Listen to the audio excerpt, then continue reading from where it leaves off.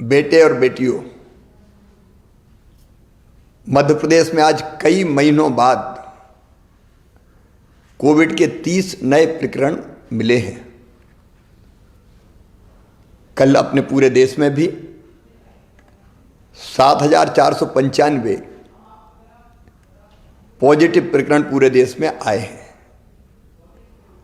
और एक बात जो मन में चिंता पैदा करती है, महाराष्ट्र, गुजरात और दिल्ली तीनों राज्यों में पिछले एक सप्ताह से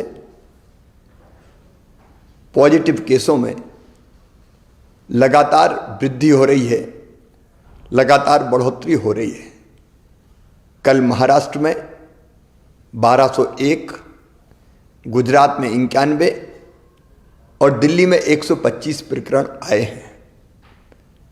हम सब जानते हैं इन राज्यों से मध्य प्रदेश में आना जाना लगातार बना रहता है और पूर्व के अनुभव भी हमें ये बताते हैं कि पिछली बार भी महाराष्ट्र में पॉजिटिव केस बढ़ना शुरू हुए, गुजरात में बढ़े और उसके बाद मध्य प्रदेश में लगातार पहली हो या बाद में दूसरी लहर आई। और दूसरी लहर में जो कष्ट हमने भुगते हैं वो हम कभी भूल नहीं सकते। अगर पुरानी दोनों लहरों को भी देखा जाए, पहली हो या दूसरी हो, प्रारंभ इंदौर भोपाल से ही हुई और अभी इंदौर तथा भोपाल में प्रकरण बढ़ के लगभग साप्ताहिक प्रकरण नवंबर महीने की तुलना में दिसंबर में 3 गुने हो गए हैं।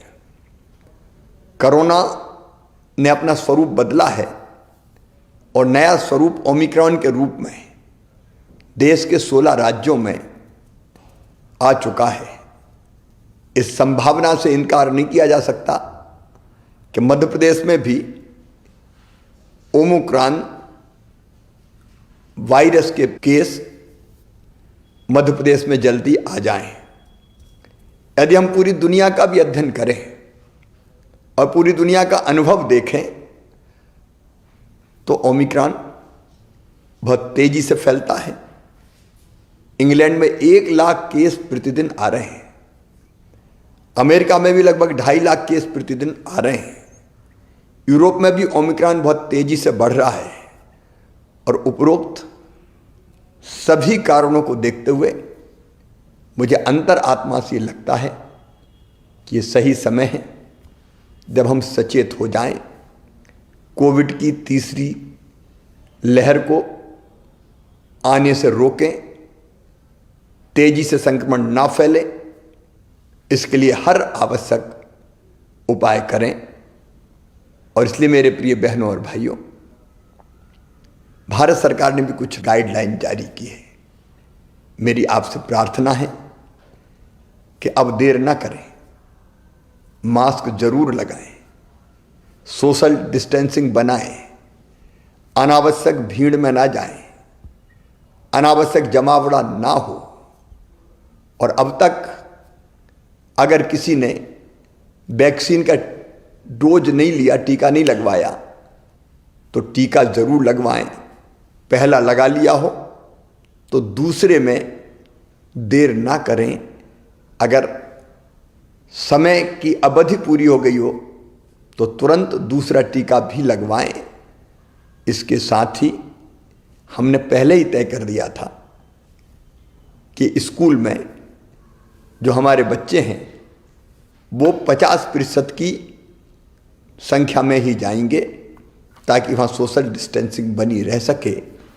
हम आज एक फैसला और कर रहे हैं कि रात्रिकालीन कर्फ्यू रात 11 बजे से लेके सुबह 5 बजे तक लगा रहेगा।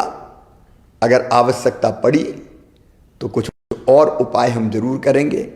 और हाँ, अगर कोविड का कोई पॉजिटिव केस आता है तो घर में अगर पर्याप्त स्थान है तो घर में उसको आइसोलेट करके इलाज करेंगे और नहीं तो हर हालत में उनको हमको अस्पताल में ही भर्ती कराना चाहिए ताकि परिजन वायरस के संक्रमण से बच सकें। सावधान रहना है, याद रखना सावधानी में ही सुरक्षा है।